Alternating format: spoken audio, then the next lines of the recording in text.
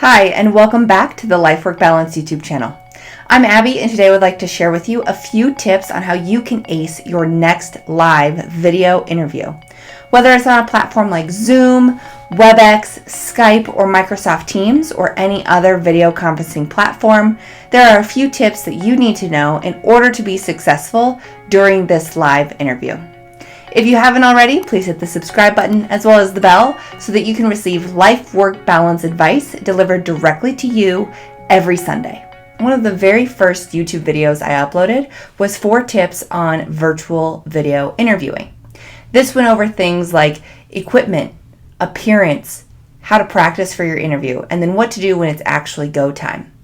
However, I've been a part of several video interviews over the last couple of months, and I've noticed that there are a few things that I didn't touch in that original video that I would like to touch on in this video. So first, although this is more in-depth in my first video, which I've linked to in the description below, I would like to touch on technology and your lighting. You can either use the built-in camera in your computer or in your phone, or you can use an external camera. If you have an older device, an older laptop, an older cell phone, then you may want to go with an external camera. However, if you have a relatively new device within the last couple of years, the camera technology has significantly improved, so you're probably okay using the front-facing camera on your iPhone or the built-in webcam in your laptop. If you choose to go with an external camera, just make sure that it's got high-quality HD video, and you will want to make sure that you test this out before you actually start your session. As for audio, external mics work best because they pick up your voice in a clearer, crisper manner. However, purchasing an external mic just for your video interview may not be necessary. You have a pretty good microphone that's already built into your updated, newer cell phone or mobile device, as well as if you have a newer laptop, it probably has a relatively good microphone built into it as well. If you decide to purchase an external webcam or an external camera, it may also have a microphone built into it. So you will want to test doing a few recorded videos of you on your own to test the sound quality as well as the video quality. When it comes to lighting, make sure that you have a light that's facing you, not light that's behind you. You want to make sure that you illuminate your face so that the interviewer on the other end can see you. If you have a lamp or something that you can place in front of you, that works great. I have a ring light that I use for my YouTube videos, so you could use something like that as well.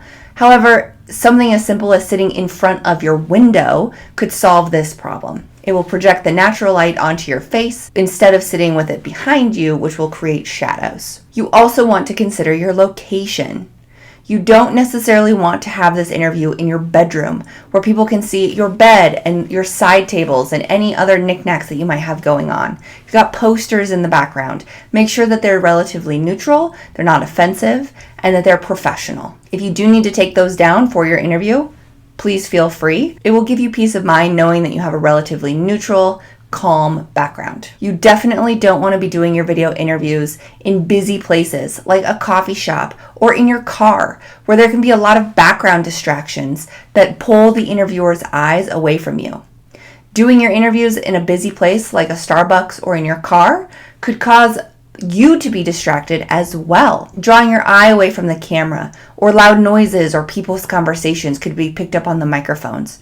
So try to have your video in a calm, quiet, neutral space where there's very little distractions. Next, you want to make sure that you've got your positioning, both of yourself physically as well as of your camera, set up just right for your interview. You don't want to be sitting too far away. It can be hard to see you, it can be hard to see your facial expressions, and it may even be harder to hear you if you're sitting further away. You also don't want to be sitting too close to the camera. You want to make this as realistic to an in-person video as possible, and the chances of you sitting this close to one of your interviewers is relatively slim. You also want to make sure that your camera is at eye level. You don't want to be looking down at your camera, and you also don't want to be looking up at your camera. You want it positioned just right so that your eyes are at the same level as the camera and that you're not too close or too far away. You want it to be a comfortable visual of you, and you want to make it as close to an in-person experience as possible, so the spacing between you and your camera is important. You should also prepare as you would for any other interview. This includes your appearance,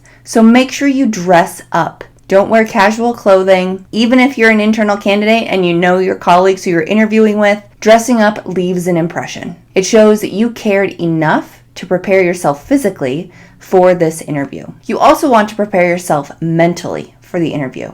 So do your research. Do your research on the position. Do your research on the organization. If you know who's going to participate in your interview, do your research on the panel members as well. In addition to preparing your answers to interview questions, you also want to make sure you have a list of questions prepared for you to ask the interviewer. Again, even if you're an internal candidate and you think you know everything there is to know about this position, not asking any questions can be a detriment to you.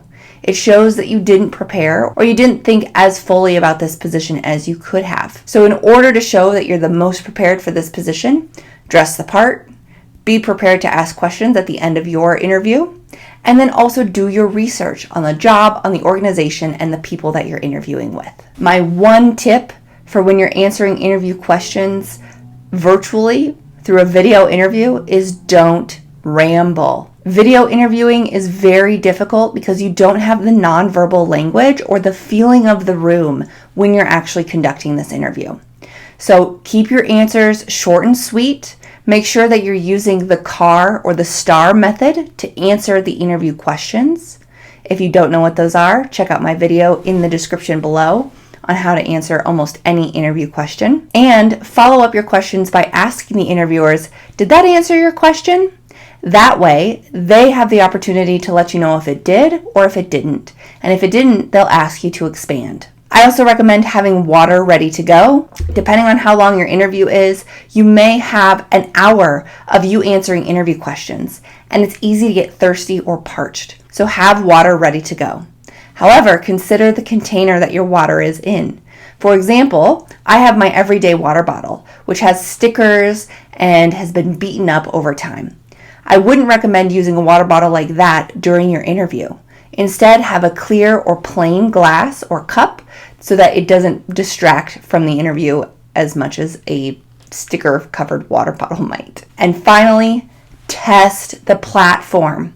If you don't have access to test the platform ahead of time, log in a few minutes early so that you can test your video and test your audio. Although the interviewers may have access to a separate video conferencing platform to try out, in the case that someone's audio or video isn't working, you want to make sure that you're as prepared as possible. So testing your video and your audio ahead of time will always be in your benefit. So that's it. Those are my tips on how you can ace your next live video interview. If you have any other thoughts or ideas on what people can do in order to increase their chances of acing their video interview, please add a comment down below. If you found this helpful, please give this video a thumbs up. And remember, if you haven't already, please hit the subscribe button as well as the bell so that you can receive life-work balance advice delivered directly to you every Sunday. We'll see you next week.